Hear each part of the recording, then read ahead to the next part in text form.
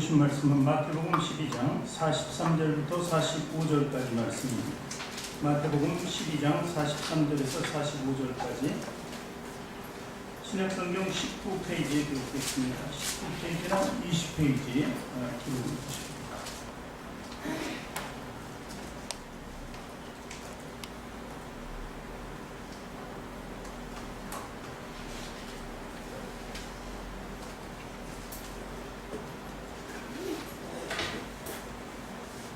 신약성경 20페이지 마태복음 12장 43절에서 45절까지 말씀 찾으시면 함께 읽도록 하겠습니다.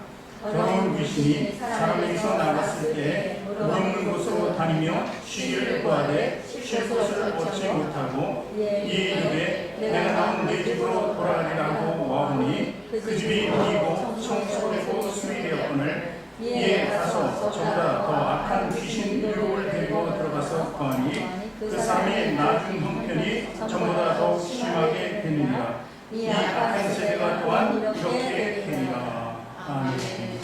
두 손을 가슴에 얹고 저를 따라 고백하시기 바랍니다. 하나님께서는 나를 사랑하신다. 하나님께서는 나를 사랑하신다. 하나님께서는 나를 존귀하게 여기신다. 하나님께서는 나를 존귀하게 여기신다. 하나님께서는 나를 축복하신다. 하나님께서는 나를 축복하신다. 하나님께서는 내 문제를 해결해 주신다. 하나님께서는 내 문제를 해결해 주신다. 믿음의 고백이 되셨습니까? 아멘. 앞뒤 전후 좌우에 계신 분들하고 인사합니다. 당신을 사랑하고 축복합니다. 사랑하고 축복합니다. 사랑하고 축복합니다. 사랑하고 축복합니다. 사랑하고 축복합니다. 사랑합니다. 축복합니다. 오늘은 빈집을 무엇으로 채울까 하는 제목으로 은혜를 나눌까 합니다. 요즘 뭐 빈집들이 많이 드러납니다. 사실 보면은 시골 마을이 이제 빈집이 생긴 지 꽤 오래됐죠. 그래서 마을이 정말 사람 다 떠나고 젊은이들이 떠나니까 황폐해집니다. 아이들을 낳으면은 교육할 곳이 마땅치 않은 거예요, 시골에서.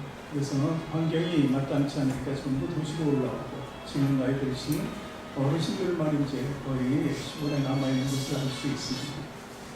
그런가 하면 도심지도 뭐 재개발을 한다 그래서 많은 집들이 지금 많이 비어 있습니다. 오래된 집들이 갈라지고 깨지고 낡아지니까 이제 재개발이 되니까 빈 집들이 많이 들어서고 또 공사를 빨리 해야 되는데 그 지연이 되니까 흉물로 이렇게 남게 됩니다. 그리고 또 새로 진 집도 마찬가지입니다. 지역에 따라서 분양이 안 되는 곳이 많이 있기 때문에 또 미분양이라는 명호에 새로운 집인데도 불구하고 빈집이 많다는 것입니다. 이렇게 빈집이 많은 시대가 바로 이 시대인가 합니다. 오늘 말씀인 비유는 예수님께서 전하는 그 비유는 사실 그 집을 이야기하는 것은 아니고요. 우리 마음, 우리 한 사람 개인 한 사람의 영혼적인 그 삶을 두고 얘기하는 것입니다. 특별히 오늘 말씀은 구원받았다고 하는 자들이 소위 교회를 다니고 또 그 시대에 나는 구원자다 이렇게 하는 사람들의 이야기가 담겨져 있습니다. 오늘 대략 보니까 어떤 집에 귀신이 살고 있었습니다. 이 집이라는 건 어떤 사람 안에 있겠죠. 그런데 그 귀신이 거기서 쫓겨났어요. 쫓겨났다는 것은 이 사람이 자기 죄를 깨닫고 자기 속에 있는 귀신이 있음을 알고 구원받기 위해서 누군가에게 부탁을 한 거죠. 쉽게 얘기하면 예수 그리스도 앞에 나와서 그 귀신을 쫓아냈습니다. 그런데 그 귀신이 이제 쫓겨났어요. 그래서 물 없는 광야를 다녔다고. 물 없는 광야 다니는 게 귀신은 너무 힘들겠죠.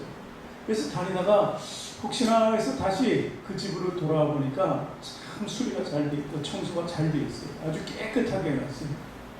깨끗하게 해놨는데 보니까 들어갈 수 있는 환경이에요. 그래서 들어가려고 보니까 너무 깨끗하고 좋으니까 자기 친구들을 부르는 거예요. 더 강한 귀신들을 불렀어요. 7 귀신을 불러서 같이 들어가서 거기에 유하였다 하는 말씀입니다.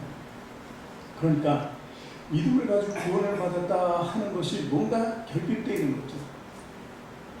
그래서 그런 결핍된 신앙을 가진 사람들은 다시 귀신이 들어갈 수밖에 없다 하는 것입니다. 그보다도 더 강한 귀신이 들어간다는 것이죠.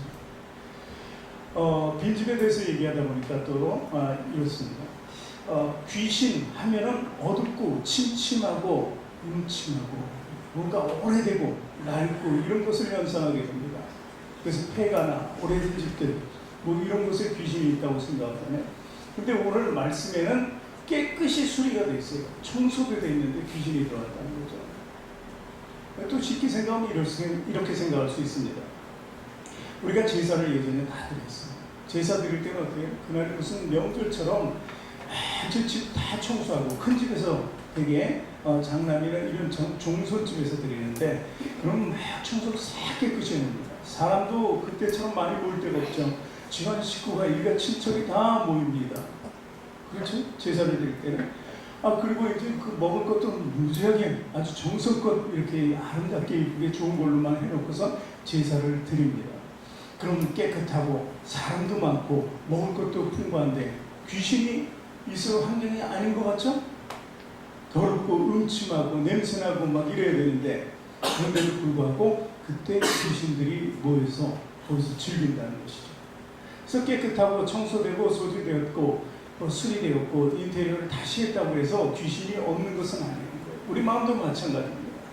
우리도 그저 한번 교회를 나가면 모든 것이 해결된다고 생각해서는 안 된다는 것이죠. 그래서 고린도전서 10장 12절에 그런즉 선줄로 생각하는 자는 넘어질까 조심하라는 것입니다. 항상 신앙생활은 방심해서는 안 된다는 것이죠. 이 이야기가 왜 나왔을까? 출애굽한 이스라엘 백성들이 광야 40년 동안의 일들을 거울로 삼으라는 거예요. 그 40년 동안에 과연 무슨 일이 있었을까? 물론 홍해이죠. 그리고 만나와 매출하기, 그리고 반석에서 샘이 솟는 것, 이런 것도 굉장히 중요합니다. 그런데 그것을 보라는 것이 아니고 그것은 당연한 거고 어떤 것을 보라 그러는지 지금 12절을 읽었는데 12절 전에 나온 7절부터 말씀을 읽겠습니다. 그들 가운데 어떤 사람들과 같이 너희는 우상 숭배하는 자가 되지 말라. 기록된 바 백성이 앉아서 먹고 마시며 일어나서 뛰논다 함과 같으니라. 출애굽한 이스라엘 백성들이 홍해를 건너서 정말 하나님을 너무 기쁘게 찬양했습니다. 그런데 이제 마침내 모세가 시내산에 율법을 받으러 하나님의 인재를 받으러 올라가는 사이에 이 백성들이 보이지 않는 하나님을 만듭니다. 금을 싹 걷어가지고 금송아지를 만들고 거기서 뛰놀고 술 먹고 마시고 놀고 하는 거예요. 그래서 그들을 하나님께서 징계하게 되는데 이런 사람들이 선줄로 생각했는데 넘어지는 자라는 얘기입니다. 자기가 우상을 만들고 그것을 하나님이라고 할 수가 없는 것이죠. 또한 8절에 보니까 그들 중에 어떤 사람들이 계속해서 출애굽한 이스라엘 백성들이 광야 생활을 얘기하는 거예요. 어떤 사람들이 음행하다가 하루에 23,000명이 죽었나니 우리는 그들과 같이 음행하지 말자. 이것은 그들이 광야 생활하는 중에 시딤이라는 곳에 갔습니다. 근데 모압 여인들을 만나요. 모압 여인들을 보니까 너무 이쁘고 그들이 유혹하니까 유혹에 넘어가서 음행을 하게 됩니다. 그랬을 때 23,000명이 죽었다 하는 것이죠. 또 9절에 보니까 그들 가운데 어떤 사람들이 주를 시험하다가 뱀에게 멸망하였나니 우리는 그들과 같이 시험하지 말자. 하나님을 늘 시험하기로 해요. 원망하면은 하나님이 주실 것이라는 거죠. 그렇게 늘 시험하다가 결국은 불뱀을 하나님께서 하나님을 시험하는 자, 의도적으로 시험하는 자들을 불뱀을 주어서 다 죽게 하는 것입니다. 또 10절 보니까 그들 가운데 어떤 사람들이 원망하다가 멸망시키는 자에게 멸망하였나니 너희 그들과 같이 원망하지 마라. 멸망시키는 자들에게 하나님께서는 원망하면 하나님께서는 징계의 지팡이를 드십니다. 징계의 막대기를 들고 그들을 원망을 제거를 멸망시키는 것입니다. 그것이 하나님의 방법이에요. 그런데 11절에 중요한 말씀이 있습니다. 그들에게 일어난 이런 일은 본보기가 되고 또한 말세를 만난 우리를 깨우치기 위하여 기록되었느니라. 광야 40년 동안에 이런 원망과 불평, 불순종, 음행 이런 것들이 우상을 만들고 섬기는 것 이런 것들이 어떻게 우리에게 본보기가 돼요. 그래서 말세를 사는 우리들이 어떻게 되니까 깨우치게 돼요. 우리 신앙을 잘 점검해 볼 필요가 있다는 것입니다. 그래서 이러한 말씀을 신령한 거울이라고 합니다. 우리에게 주는 신령한 거울이다. 거울을 보면서 우리는 살아가라는 것이죠. 그래서 성경의 수많은 기록들이 사실 모두의 목적이 바로 우리에게 거울로 비춰지게 하는 거예요. 그래서 뭐 믿음의 조상 아브라함도 그렇고 야곱 그렇고 요셉도 그렇고 우리가 믿음의 선지로서 아주 우리가 교훈받을 만한 사람입니다. 그러나 그렇지 않은 사람들도 많이 있다는 것입니다. 바리새인과 서기관도 있고 가룟 유다도 있고 이런 사람들을 통해서 우리가 또 어떻게 신앙생활을 해야 하는지 본받아야 될 것이라는 것입니다. 그래서 우리는요 오늘 말씀을 보면서 그럼 과연 우리가 어떻게 살아야 할까 하는 것을 교훈을 삼기로 원하는데, 첫째로 우리 빈집에 채워야 될 것이 무엇인가 하는 것을 알아야 돼요. 우리 마음을 비웁니다. 처음에 와서 하나님 만나기 전에 우리 속 싹 비워야 돼요. 심령이 가난한 자가 된다는 것이 비우는 거죠. 내 마음속. 비운 뒤에는 과연 우리 안에 무엇을 둘까? 첫째, 신앙 고백이 있어야 됩니다. 신앙 고백. 신앙 고백이 없으면 그냥 그대로 빈집 그 자체라는 거예요. 신앙 고백이 무엇입니까? 마음으로 믿어서 어떻게? 의에 이르고 그 다음에 입으로 시인하여 구원을 받는 것입니다. 이것이 바로 우리 신앙 고백이 되어야 된다는 것입니다. 그런데 문제는 우리가 교회를 나오는 것만 신경을 써요. 그냥 앉아있고 왔다 갔다 하는 것만 신경 쓰는 사람들이 많다는 것입니다. 미국에서는 벤치 워머라는 단어가 흔히 사용됩니다. 벤치 워머라는 것은, 벤치라는 건 의자잖아요. 워머는 따뜻하게 한다는 거예요. 그죠? 앉은 자리를 따뜻하게 하고 그리고 나서 간다는 것이죠. 그 벤치 워머의 신앙입니다. 그래서 그들이 얼마나 될까? 그 계시를 보니까 95%나 된다. 5%를 제한 95%가 벤치 워머랍니다. 그냥 성전들만 받는 거예요. 교회만 그냥 왔다가 하는 것이라는 겁니다. 그것이 바로 95%. 우리 대한민국은 어떨지 모르겠습니다. 또 좀 더 보면 깊이 우리 교회는 어떨지 모르겠어요. 그래서 우리 교회는 벤치 워머가 필요 없습니다. 이 여름에 더운데 괜히 따뜻하게 하고 갈 필요 없습니다. 그럴 바에는 그냥 집에 있는 게 낫고, 정말 신앙을 가지고 나왔으면 정말 하나님께 모든 것을 드릴 수 있는, 그리고 받고자 하는 나의 빈 곳을 채워주는 그 열망 가운데 있어야 된다. 이것이 참된 신앙생활이라는 것입니다. 요한복음 1장 12절 말씀에는 영접하는 자, 곧 그 이름을 믿는 자들에게는 하나님의 자녀가 되는 권세를 줬다고 합니다. 그러니까 영접이 있어야 돼요. 우리가 영접해야 돼요. 주님을 영접해야 된다는 거예요. 그것이 바로 우리 신앙이에요. 신앙 고백이 바로 주님을 영접하겠다는 고백이 되는 거예요. 예전에 죄 안에 살았고 죄의 종이었지만 이제 하나님의 종이 되기를 원한다는 것이죠. 그래서 우리는 그냥 마당만 밟아서는 안 된다는 거예요. 교회에 그냥 나오는 출석만으로 되지 않는다는 것입니다. 그래서 당당한 하나님의 자녀가 되는 권세를 누리는 성도가 되기를 주님의 이름으로 부탁드립니다. 또 빈집이 있으면 사실 우리가 그 빈집을 채울 수도 없어요. 우리 능력이 부족하기 때문에 선한 것으로 의로 이렇게 채우기에는 너무도 우리가 죄악 속에 살았기 때문에 그런 방법에 대해서 잘 모르는 거예요. 그렇다면 그 빈집에 누군가 나를 대리하는 분이 계셔야 된다는 거예요. 그것을 위탁한다는 거예요. 우리 집을 맡긴다는 것이죠. 그것이 바로 예수님께 맡긴다는 거예요. 그래서 그분이 예수님이 나의 삶, 나의 인격, 나의 생각, 나의 언행까지도 모두 다 이제 바로잡아 나갈 수 있어야 된다는 것입니다. 그것이 바로 위탁한다 이야기입니다. 위탁한다는 것은 또 우리 모든 것을 내어드린다는 것을 얘기합니다. 그래서 로마서 14장 8절에 보니까 우리가 살아도 주를 위하여 살고 죽어도 주를 위하여 죽나니 그러므로 사나 죽으나 우리가 주의 것이구나. 이런 고백이 있어야 되는 거예요. 간단하잖아요. 그렇다면 이제 그렇게 사는 우리에게 하나님의 모든 힘이 근원이 되죠. 능력이 근원이 되죠. 나의 힘이나 나의 능으로 사는 것이 아니라 하나님의 능으로 사는 것입니다. 어둠 가운데 살았던 내 인생이 바뀌고 빛된 삶으로 이루어진다는 것입니다. 그래서 시편 기자는 이렇게 고백합니다. 시편 37편 5절 6절 같이 읽습니다. 내 길을 여호와께 맡기라. 그를 의지하면 그가 이루시고 내 의를 빛같이 나타내시며 내 공의를 정오에 빛같이 하시리로다. 그래서 우리가 빈집에 우리 주님을 찾는, 주님께서 일하시고 나의 삶을 주님께서 이루어간다는 것입니다. 그 이루어간다는 것은 주님께서 우리 곁길로 가지 않게 하시고 오직 하나님의 집으로 가는 우리 걸음을 인도해 주신다는 것입니다. 그래서 우리 생각을 버릴 때 곧바로 갈 수 있고, 우리 지와 명철을 버릴 때 곧바로 갈 수 있고, 우리 지식을 버릴 때 하나님께서 우리를 곧바로 인도해 주신다는 것입니다. 우리 능이나 혈은 아무 성이 없다는 것입니다. 그것은 과거의 것이, 우리가 죽이기로 이미 작정한 것들이 바로 우리 자와 우리 능과 우리 혈인 것을 믿으시기 바랍니다. 누가복음 11장 21절에는 주님께서 이렇게 말씀하셨습니다. 강한 자가 무장을 하고 자기 집을 지킬 때는 그 소유가 안전하게. 우리가 아무리 지켜도 주님이 없으면요, 사단이 우리는 사단 앞에 밥받게 되지 않아요. 출애굽한 이스라엘 백성들이 이제 가나안 정복을 할 때 12명의 정탐꾼을 보내요. 근데 그 중에 10명은 가나안을 보고, 야, 우리는 그들의 밥받게 되지 않겠다. 야, 우리는 그 상대가 되지 않겠다고 이렇게 고백하지 않습니까? 그것은요, 우리라는 자기 힘으로 봤을 때는 그렇다는 것이에요. 근데 다른 두 사람은 아니에요. 그들이 우리의 밥이 되는 거예요. 하나님이 그들을 우리에게 붙이시겠다는 거예요.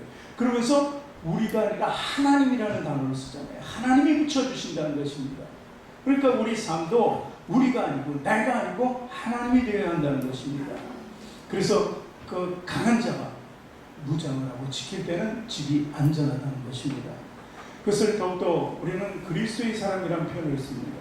그리스도인이란 과연 어떤 사람일까? 그 정의가 내려져 있습니다. 로마서 8장 9절에 내가 그리스도인이라면 반드시 이런 사람들 같이 읽습니다. 만일 너희 속에 하나님의 영이 거하시면 너희가 육신에 있지 아니하고 영에 있나니 누구든지 그리스도의 영이 없으면 그리스도의 사람이 아니라.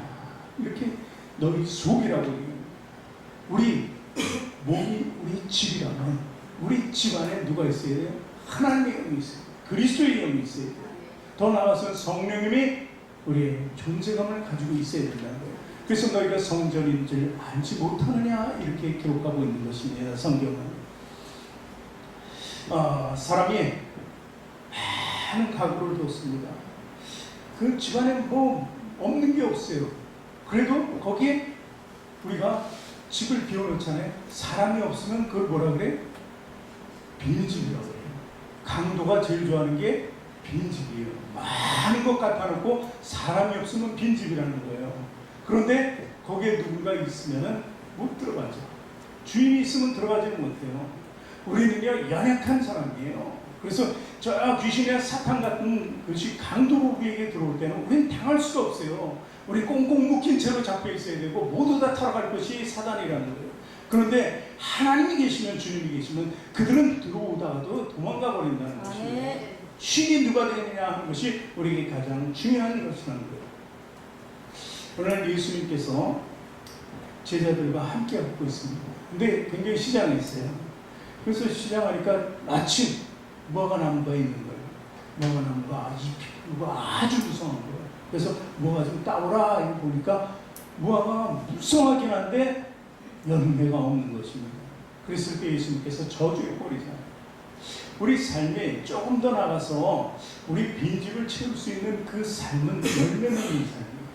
우리가 열매 맺는 삶을 살아야 한다는 것입니다. 다 있는 것 같아도 열매가 없으면 빈집이나 다름없다는 거예요. 빈집에 쓸모없는 것으로 우리 탐욕적인 것으로 채울 것이 아니라 하나님께 주신 귀한 열매의 삶을 두어야 된다는 것입니다. 그래서 누가복음 6장 43절 44절에 보니까 못된 열매 맺는 좋은 나무가 없고 또 좋은 열매 맺는 못된 나무가 없느니라. 나무는 각각 그 열매로 하나니 가시나무에서 무화과를 또는 찔레에서 포도를 따지 못하느니라. 그래서 우리가 집을 잘 가지고 있더라도 열매 맺는 삶이 있어야 되는 거예요. 집의 중요성이 뭡니까? 집에 뭔가 채워야 된다는 것이죠. 그 채울 때 열매를 채워야 한다는 것을 얘기하는 것입니다. 기독교는 사랑의 종교라고 해요. 왜 사랑의 종교입니까? 그냥 내가 나를 사랑하는 것은 당연합니다. 내가 나를 사랑하니까 하나님을 사랑하게 되고 그 다음에 이웃을 사랑하게 됩니다. 근데 첫 번째, 내가 나를 사랑하니까 내가 천국에 가야 돼요. 그러니 하나님 관계가 아주 밀접해야 돼요. 그러니까 내가 하나님을 사랑해요. 맞아요. 그거는 아주 절대적인 진리입니다. 그런데 그것에서 넘어가서 예수님께서 뭐라 그래요? 이웃을 사랑하라는 거예요. 이웃을 사랑하는 방법을 주님께서 또 거울처럼 보여주셨어요. 본보기처럼. 그것은 희생입니다. 희생. 그 희생을 통해서 그 사랑으로 열매를 맺으라는 것이죠. 그래서 열매가 필요한 이유는 희생으로 뭔가 나눔이 되고 그것을 통해서 하나님께 헌신할 수 있는 것, 하나님께 나갈 수 있는 것이라는 겁니다. 그래서 우리가 열매 맺는 삶도 중요한 거예요. 신앙은 내적인 거죠. 어떻게 보면. 근데 이렇게 딱 사람 보고 이분의 신앙이 좋네 안 좋네 그걸 볼 수 있는 것은 열매로밖에 볼 수가 없어요. 아무리 내가 집에서 기도 많이 해. 나는 바깥에도 안 나오고 나 혼자 얼마나 열심히 기도하고 텔레비도 기독교 TV만 보고 아주 주 안에서 살아. 그런데 그것을 어떻게 알 수 있냐는 거죠. 근데 열매로 할 수 있다는 거예요. 그 사람이 그를 통해서 많은 사람들에게 귀감이 되고 많은 사람들에게 그 하나님의 사랑을 나눠주느냐 안 나눠주느냐 하는 것이죠.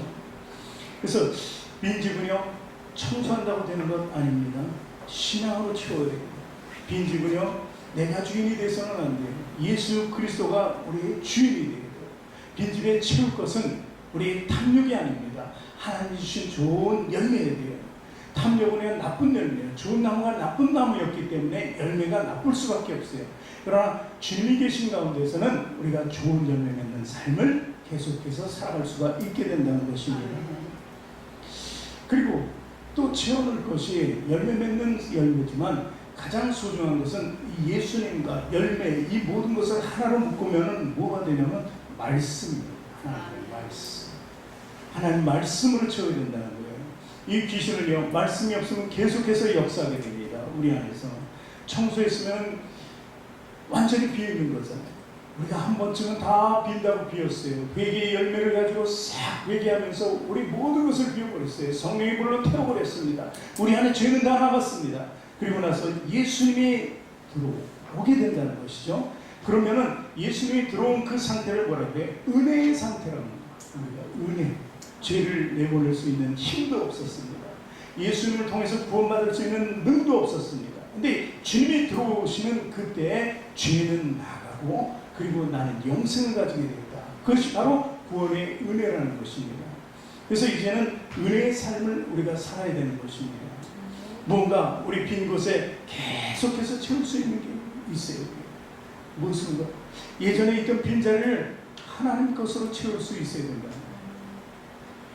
저 바닷가에 보면은 원유 시추선들이 많이 있어요. 그 원유를 시추하잖아요. 그리고 뭐 육지도 마찬가지입니다. 그 원유를 계속해서 뽑아내요. 매장량이 뭐 몇억 톤 뭐 이러잖아요. 그러면 그 원유를 어마어마하게 뽑아내는 겁니다. 그러면은 계속 뽑아내면 그것은 어떻게 됩니까? 밑에 뽑아낸 자리에 공간이 생기게 돼요. 그러면 어떻게 돼요? 나중에 다 뽑아내고 놔뒀는데 나중에 그게 뭐 지질학적으로 문제가 생기면 폭삭 꺼지게 됐죠. 아주 굉장히 위험한 재난을 겪게 됩니다. 그래서 뽑는 동안에 뭐를 하냐면 계속 물을 채웁니다.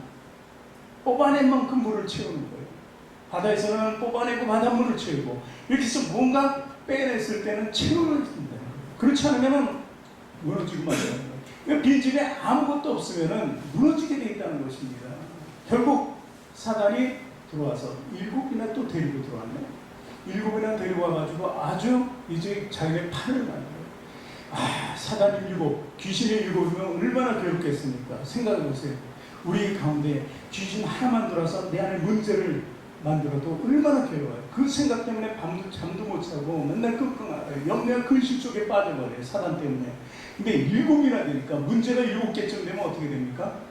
미치겠죠. 미치겠죠. 근데 사단은 7개 정도가 아니에요. 예수님의 언어를 지나가는데 어떤 사람이 그 묘 있는데 묶여있는 거예요. 왜 묶어놨나 그랬더니 귀신 들린 자예요. 하도 발광을 하니까 그냥 묶어놓은 거예요. 그래서 그 귀신들이 보고 예수님께서 귀신들아 나와서 저 돼지 떼에게 들어가라고 명령하셨어요. 그랬더니 몇 마리에게 들어갔어요? 2,000마리에게 들어갔어요. 귀신이. 그럼 귀신이 적어도 2,000은 될까? 2,000이나 들어갔는데 발광. 근데 돼지는요 참으로 순진한가 봐요. 영이 없으니까 귀신이 들어가니까 한 마리 하나 들어갔잖아요. 그러니까 물속에 들어가서 빠져준 거예요. 못 견디고. 이제 사람 강한 존재예요. 영적으로 하나님이 강한 존재로 만들었어요. 그래야 사탄을 이길 수 있고 사탄에게도 견딜 수 있으니까 일곱이 들어와도 견딜 수는 있다는 것입니다. 그러나 그 삶은 엄청나게 망가진 거죠. 문제투성이에 쌓여있는 거죠. 그런데 주님께서 그 안에 들어가시면은 사단이 들어왔다가 갑자기 깜짝 놀라서 어떻게 7개를 확 뛰쳐나간다. 2천이 있었지만 2천이 그냥 돼지떼가 확 들어가 버렸잖아요. 다 죽어버렸어요. 돼지떼가. 이렇게 강한 사단이지만 주님을 당해낼 수는 없다는 것입니다. 그래서 우리는 기도할 때 예수 그리스도의 이름이라고 하잖아요. 예수 그리스도의 이름으로. 귀신도 예수 그리스도의 이름은 명하노니 우리 영혼에게서 떠나가라는 거죠. 귀신 떠나가라, 사단은 떠나가라, 이렇게 주님께서 고백을 하도록 시킨 것입니다. 그런데 우리가 입으로만 돼서는 아니에요. 주님이 있어야죠. 주님의 능력이 내 안에 있어요. 베드로 요한이 성전 비밀로 올라가다가 안진뱅이를 봤잖아요. 너에게 내가 무슨 우리 그 제자들이 전배를 차지 말라고 그랬으니까 돈이 있겠어요? 늘 돈도 없어요. 그런데 올라가다가 탁 생각이 났어요. 글쎄 하나님의 생각이고 주님의 생각에 저 안진뱅이를 일으키라는 거예요. 그럴 때 그 입에서 나오는 그리스도의 이름으로 일어나 걸으라는 것이죠. 속에 그 안에 베드로 안에 예수님이 계시지 않았다면 이 능력이 어떻게 나타나겠습니까? 자기가 할 수 있다면 의학적으로 배워가지고 그래가지고 고칠 수 있는 방법밖에 없죠. 의학적으로 안전병이를 고치는 것도 쉬운 일이 아니잖아요. 그런데 예수 그리스도의 능력으로 고치게 된다는 것입니다. 여러분, 그래서 우리 말씀이 중요합니다. 말씀은 명령이 되고 말씀은 예배 안에 우리 주는 거룩한 하나님의 선물이고 축복이라는 것입니다. 이 말씀이 너무 강해서 바벨론 포로로 잡혀갔던 다니엘이 있습니다. 다니엘이요 하루에 3번씩 하나님을 예배드립니다. 하나님을 사모합니다. 비록 나라는 멸망이 있고 자기는 포로로 잡혀 있으나 그 하나님을 사모하기 때문에 하나님을 떠날 수 없기 때문에 늘 예배하는 습관을 가졌습니다. 그 말씀 속에 살기와 하나님 중심적으로 살기를 원했던 거죠. 그럴 때 그 당시 다리오 왕이 있었는데 신하들이 아이고 저 다니엘 하는 게 배 아파요. 다니엘이 총리된 것도 배 아프고 꿈 해몽하고 그러니까 어쨌든 다니엘을 숙청시키려고 쳐내려고 하잖아요. 그럴 때 이제 다리오 왕에게 제안을 합니다. 30일 동안은 왕 외에 어떤 신에게든지 하여튼 누구에게든지 부에서는 절대로 안 된다고 이렇게 칙령을 만들어요. 그래서 도장을 딱 받죠. 그것을 선포합니다. 그 대상이 누구였어요? 다니엘이었잖아요. 다니엘이 하나님께 예배하지 못하도록 만든 거 아니에요. 그런데 다니엘은 굴하지 않습니다. 굴하지 않고 계속 예배합니다. 결국 뭐 적발돼서 다니엘이 사자굴에 들어가요. 다리오 왕은 다니엘을 너무 사랑했습니다. 자기 정말 큰 힘이 되어주고 다니엘 같은 사람은 없다고 봤습니다. 그런데 할 수 없이 자기가 내린 명령 때문에 다니엘을 사자굴에 넣어서 죽게 할 수밖에 없었습니다. 안타까운 마음이지만 법이기 때문에 다니엘은 사자굴에 들어갔습니다. 그럼 그 결과는 어떻게 했습니까? 손끝 하나, 옷 하나, 상한 게 없이 다니엘은 그대로 있었습니다. 그때 다리오 왕이 하나님을 찬양하는 거예요. 그리고 나서 야 누가 참소했느냐 그 사람들 다 데리고 와라. 데려왔습니다. 너뿐만이 아니라 너희 가족 자녀들까지 다 사자굴에 들어가라. 그래가지고 그들이 사자굴에 있다는 것입니다. 그것이 바로 하나님의 능력입니다. 예수께서 우리에게 주시는 능력이에요. 그 능력이 우리 안에 있는 것은 바로 하나님 중심적인 삶을 살기 때문에 어떤 환경 속에도 굴하지 않고 주님을 예배하는 자가 되어야 된다는 것입니다. 그 예배는 그냥 와서 앉아있다가 들어가는 그런 예배는 아닙니다. 벤치 워머라는 예배는 아니에요. 그냥 와서 잠깐 있다가 그래도 나는 교회에 나와서 일주일에 한 번은 나와서 마음을 좀 깨끗이 해야지. 이건 깨끗이만 한 거예요. 비우기만 한 거예요. 근데 아무도 없잖아요. 그 속에. 그게 문제라는 거예요. 그 속에 누가 있어야 돼? 주님이 있어요. 말씀이 살아서 역사해야 돼요. 그 말씀의 운동력이 얼마나 강하죠. 그 말씀이 우리 생명이 되어야 된다는 것입니다. 그래서 주님은요 늘 귀신 앞에 승리하는 모습을 우리 복음서에서 우리에게 보여주는 것입니다. 그래서 빌립보서 2장 5절에 보니까 너희 안에 이 마음을 품으라 곧 그리스도 예수의 마음이니 이렇게 기록하고 있습니다. 우리는요 항상 주님을 의심치 말고 믿어야 돼요. 의심하는 것이 바로 우리 요동시키는 것과 같습니다. 어느 날 베드로가 이제 예수님 말씀대로 제자들이 먼저 배를 타고 나갔습니다. 갈릴리 호수죠. 근데 지금 예수님이 멀리서 오는데 보니까 저 유령이가 걸어서 누군가 오는 거잖아요. 먼 그림자가 이렇게 다가오는데, 그런데 가까이 오면서 보니까 바로 예수님이에요. 예수님이 무리를 걸어서 오신 거예요. 베드로가 야, 저거다. 나도 걸을 수 있다. 주님, 나도 무리를 걸을 수 있어요. 걸어보라는 것입니다. 그런 배에서 내려서 무리를 걸었습니다. 야, 정말 얼마나 멋있는지 알아요. 자기도 감동 있고 감격이잖아요. 그런 믿음이 더 뛰어 올라가야 되는데 그 순간 바람이 부는데 참 이거 빠지는 거 아닌가 의심을 하는 바람에 물속에 빠지게 됐다는 것입니다. 우리 믿음은요, 경고해야 돼요. 의심이 있어서는 안 된다는 것입니다. 의심 없이 오직 주님을 나의 모든 삶으로 이렇게 자리매김을 해야 된다는 것입니다. 그것이 바로 우리 빈집을 채우는 놀라운 은혜의 역사라는 것입니다. 사도 바울도 마찬가지잖아요. 전도하고 사랑 구원하는 데다가 감옥에 들어가요. 얼마나 맞았는지 그 비투성이가 돼가지고 감옥에 들어가는 거예요. 착고에 몸은 채워져 있어서 아픈 곳을 만지지도 못해요. 그게 너무 고통스러운 거예요. 우리 가려움 긁어야 되는데 아픈 것도 한 번씩 이렇게 어떻게 해봐야지 통증이 좀 사라질까 하는데 그렇지 못하게 아주 묶어놓은 것과 같으니 얼마나 고통이 심했습니까? 그때 어떻게 예수 그리스도를 찬양하잖아요. 그 고통 속에서도 예수, 그러니까 착고가 풀리잖아요. 옥문이 열린다는 것입니다.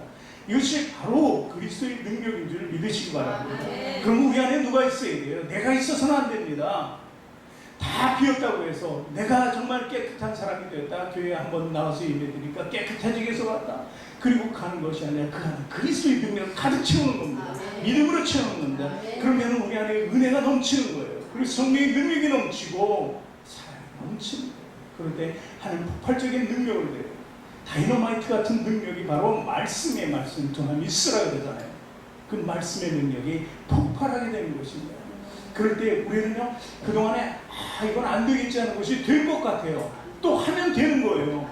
내 삶의 사고방식을 완전히 바꿀 수 있는 것이 바로 우리 빈집을 누구로 채우느냐예요.